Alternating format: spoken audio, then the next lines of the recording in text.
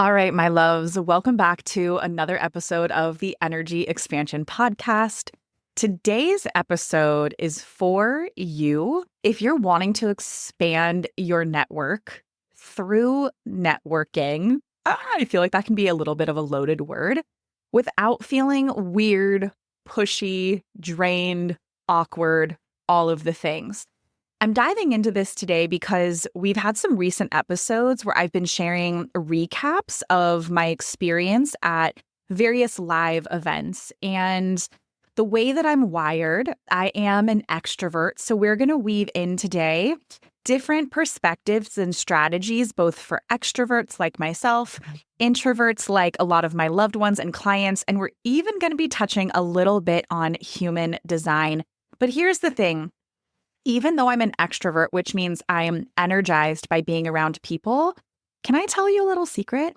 I still get nervous and feel a little awkward when I'm going to networking events. When I find myself in rooms of people, they could literally be the most amazing people in the world. And most of the time, when I find myself in new rooms, I'm intentionally choosing to be in rooms with the most amazing people in the world. Even in that case, I still feel a little nervous. I don't think that comes across. You might not know that about me, but it's very true. And I have recently, as I'm sharing about going to these events, I've shared about it on the podcast and I've shared about it on my social media. I have had people ask me for tips when it comes to networking. I come from the school of thought that your network is your net worth, both in life and in business.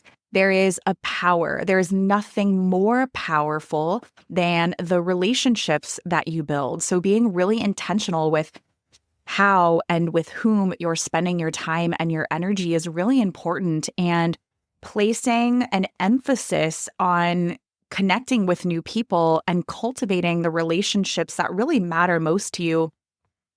Not from a place of what can you give me or what can I get out of this person, but I really genuinely care about people. And I see that my greatest contribution is how I can be of service. How many people can I serve?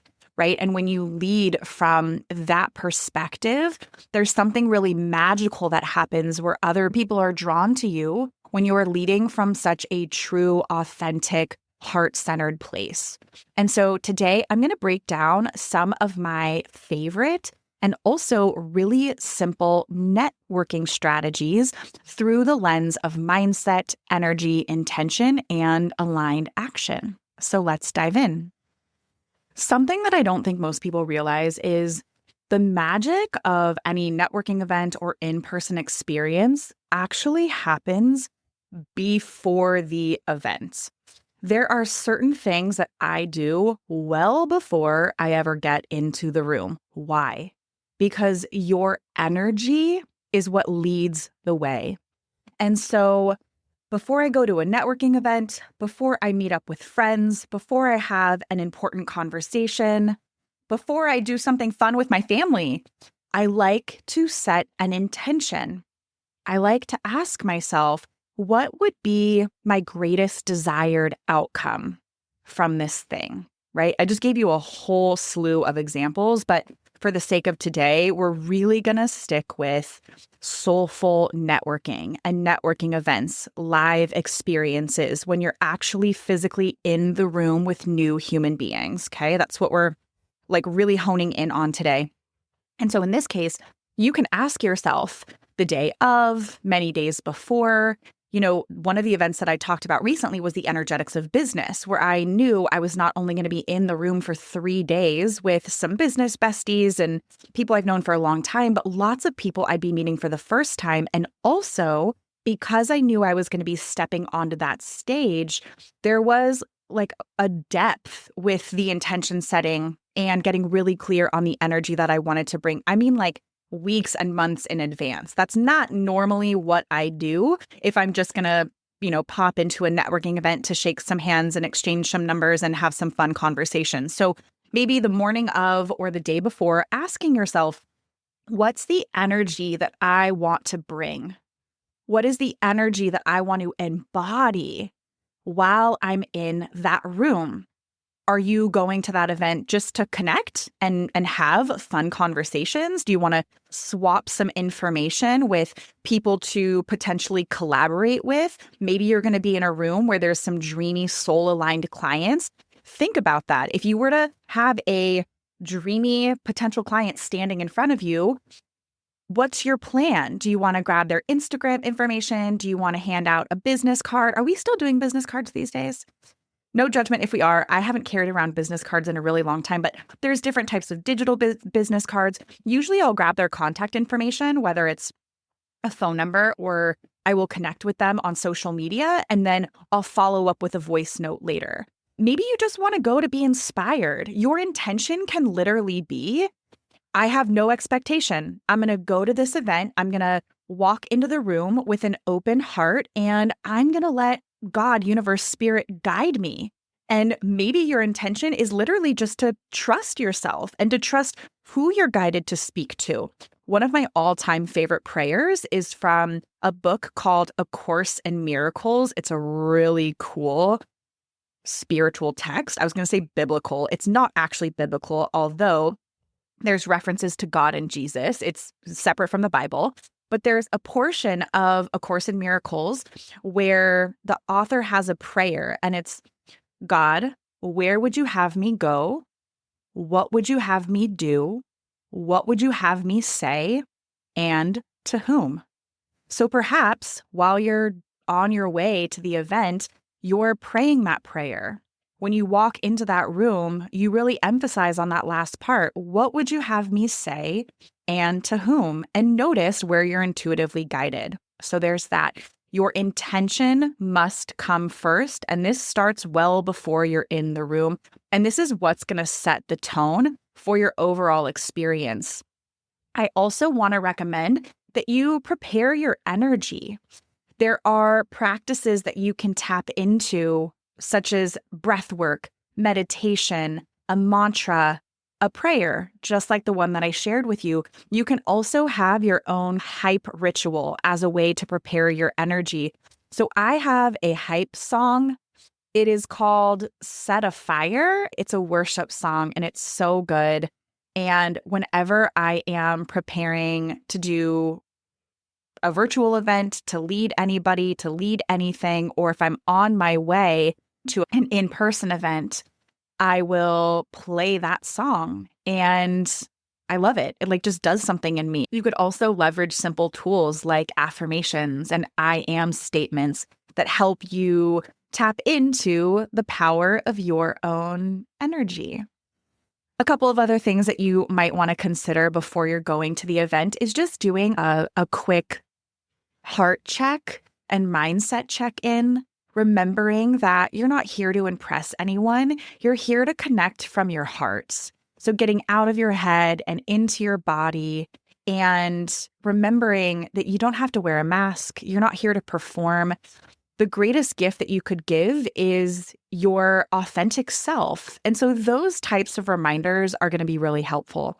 Now, some tips for introverts, extroverts. I've always loved the idea of introverts, extroverts. I love human design. I love different types of assessments. I love love languages. I love Myers-Briggs. I love gene keys. I love the Enneagram. Maybe I'm obsessed with labels. That's not actually what it is. I'm not obsessed with labels. I just believe in the power of really knowing yourself. Know thyself and prosper. I really believe that one of the keys to confidence is understanding the way that you're uniquely and divinely wired. Introverts and extroverts have to do with when you feel most energized, like where your source of energy comes from. So introverts recharge on their own. Like they still need people, need connection and community, but they recharge really when they're on their own, in their own company, in their own space, doing what they want to do most. Extroverts are energized by being around others. I feel like before motherhood, I was like a true extrovert. And after motherhood, because I'm with people literally all the time, I call myself an introverted extrovert or extroverted introvert. I don't know. I love being around the people, but I now really do need time alone to recharge. So it's okay and it's perfect if you feel like you connect to a little bit of each of these. But if you're a true introvert, you want to make sure that you give yourself space before and after the event to recharge. Events, even for me, can be a lot of peopling, right?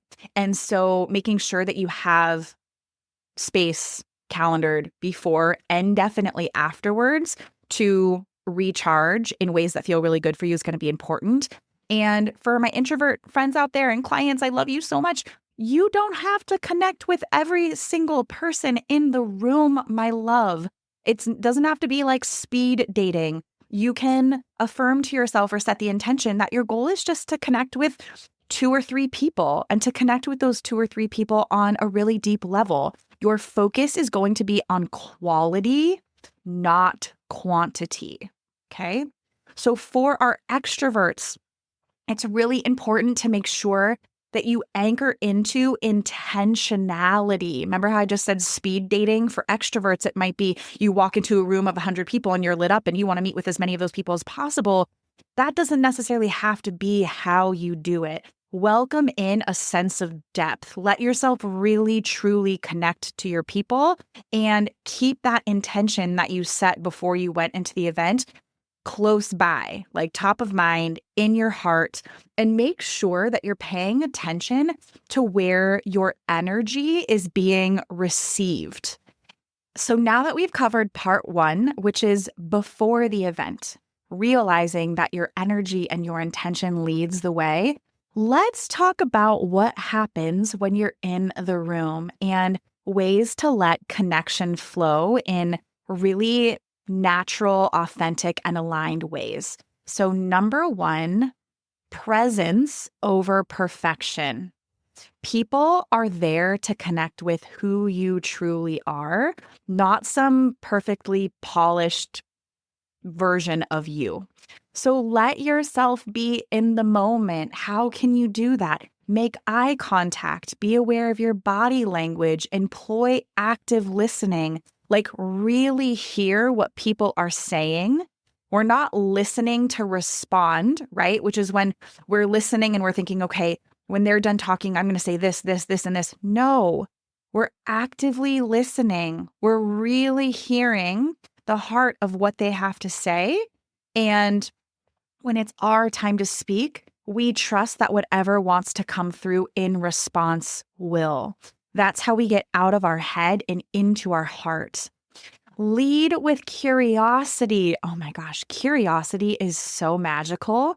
And you can ask more meaningful questions than what do you do for work? What do you do for a living? Well, if you really think about that, that's such honestly kind of a weird question to ask somebody when you're meeting them for the first time.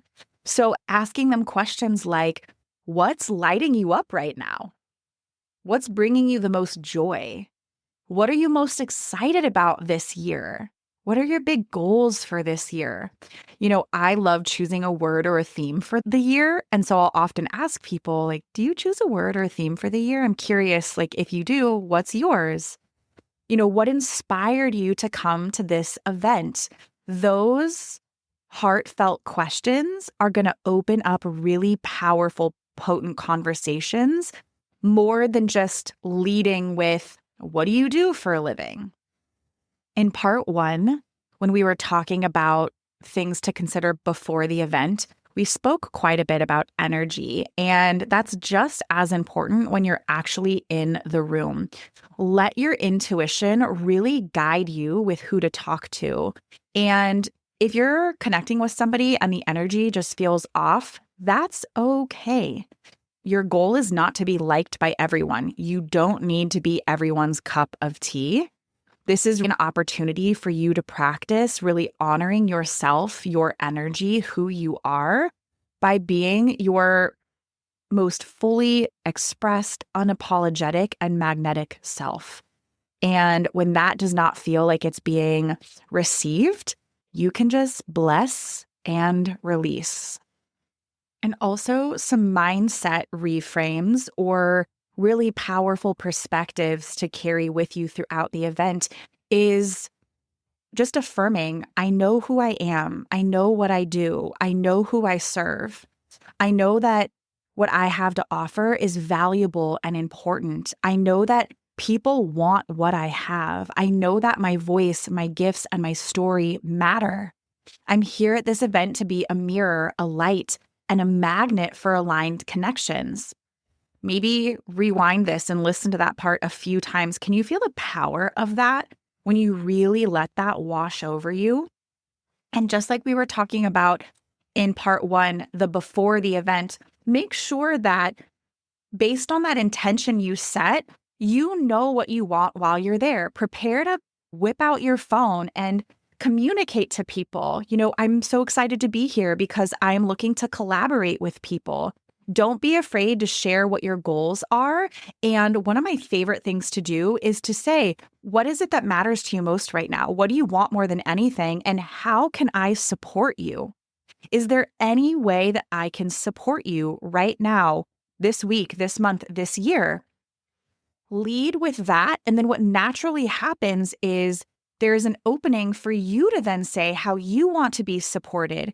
So while you're at the event, be really crystal clear on what you want. And when you speak that into the space, chances of you actually getting that, creating that are exponentially higher. And people will be so excited to meet you in that way, especially when you first lead with how you desire to pour into them, asking them how you might be able to show up for them. So again, making sure you're really clear on your biggest goals, desires, objectives, and intentions, and then being prepared to make that happen. Having your phone handy, having the contacts app on your phone ready to go to add those people, or if you want to connect with them on social media, having your preferred app ready to go. Now, the other part is once the event is over, there's an energetic door that is still open. And this is one of the most important parts. I am a really big believer in the saying that there's fortune in the follow-up. The fortune is in the follow-up, especially in this busy day and age. I heard a few years ago that our attention span is shorter than that of a goldfish. That's kind of comical, but I believe it to be true. And I feel like where I heard it from, it was truth. And it was 8 seconds. That's how long our attention span is. And I've heard more recently, actually at an event that I was at a few weeks ago, Energetics of Business, that because of apps like TikTok, our attention span is about 2 seconds. So when you're at this event and there's a lot of fun energy and it's busy and people are having conversations and making connections and then leaving the event and going back to life, whatever that might look like, that follow-up is so important. And I actually, this is something that I want to say has always come pretty naturally for me. I really enjoy following up with people and keeping the conversations going. But I've had clients in the past and they're like, Dani, that is just not my jam. I don't know if I can do that. I want you to take a moment to think about how you respond. Not even like actually typing a message out or sending a voice note, but what is your internal response? How does it feel in your body? Or what's your internal dialogue when you receive a truly genuine, heartfelt follow-up from somebody? Take a moment to think about that. Can I tell you, I am obsessed with a heartfelt follow-up. Like I get a ping of excitement and my internal dialogue is, oh my gosh, I am so grateful. And when you are connecting with intuitive, empathic, heart-centered individuals, they're not just going to send like a copy and paste follow-up to every single person. They are going to bring a level of energetic awareness. Like I'm only following up with people who I genuinely want to connect with. So when those types of people follow up with me, I get really excited because I'm like, oh my gosh, I was just thinking about them and like they beat me to it, right? In a good way, please beat me to it. If I'm thinking about you and you then message me, I think that that is so cool and so divinely orchestrated. So, a good follow up flow is to reach out to people who you connected with, who you actually desire to maintain a relationship with within 48 hours. I really do believe that once we meet somebody for the first time, that first touch point, there's an energetic door that is open for follow-up conversations. And if you wait too long, it can then get a little bit awkward or feel a little bit clunky. Because if weeks go by, now you're needing to do a little bit more explaining or jogging their memory of how you met. Where if you do that within the first 24, 48, or even 72 hours, it's like, oh yeah, hey, I remember you and this thing that we talked about. And speaking of, oh yeah, hey, I remember you and that thing we talked about, a really great follow-up tip is to share something specific that you remember about them or that you loved about the conversation that you had with them, or maybe something that you had in common. And is there anything of value that you can share? Did you promise that you would send them a resource or a podcast episode of yours or someone else's? The thing of value can also just be a compliment or a loving reflection. Okay. So those are some things that you can have as part of your follow-up flow. It's really important that you're not just collecting connections, but that you're really, truly nurturing them. Now, some bonus tips based on personality and design when it comes to this wrap-up portion of networking events and soulful connection strategies. So for our introverts, you may want to consider using a thoughtful, written, typed out follow-up, although if voice notes are your thing, they're mine, go for that as well. And that can sometimes actually be even more impactful for you than in-person conversations. You might feel a willingness to go even deeper and cultivate relationships in the follow-up phase versus what's happening at the event with that heightened energy. Extroverts, don't skip the follow-up just because you're on to the next thing. So I'm an extrovert, and in human design, I'm also a manifesting generator, which means I want to move at 1,000,000 miles a minute. And so I actually calendar time after every single live event I go to. Well before I'm actually at that event, I look at my calendar for the days after the event and I ask myself, when am I going to set aside time to follow up? So, speaking of human design, for my generators and manifesting generators, I fall into that category. Allow yourself to stay open to collaboration invitations. Why? Your consistent energy is magnetic. People are going to be drawn to you because of that. Okay. Manifestors, share bold next steps. Invite the people you connect with into your world, into the most fun and aligned ways that you can possibly imagine. My projector sisters out there, this is a really great opportunity for you to offer some sort of support or reflection, as long as that's something that they're open to receiving. And you can always say, hey, there's something I'd love to reflect back to you. Are you open to receiving that? There is a power that comes with your wisdom, your reflection, and your insights. And that's going to create a really memorable connection for the people that you're connecting with. And then lastly, for my reflectors out there, wait until the environment feels right for you before deepening that relationship. When you know, and this is not a time to force a connection that doesn't feel truly aligned. So, in closing here, I want to remind you that your relationships and your connection is the greatest currency. There's a return on investment when it comes to your time and your energy that is unmatched when it comes to truly heart-centered, strong relationships. Community building is the best strategy, and that will never stop being the case. Be someone who builds bridges and makes connections. You're not just there to collect new context for your Rolodex or new business cards. You are really there to create relationships that are going to last a long time.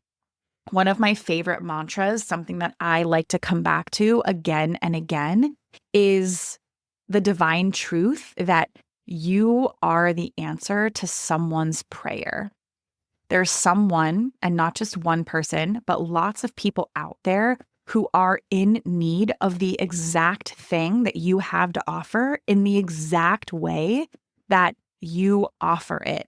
And so when you plant that in your heart, oh my goodness, that is something that you can come back to again and again. And it is so powerful and really, truly works wonders. Last and definitely not least, let your voice, your energy, and your intention lead the way.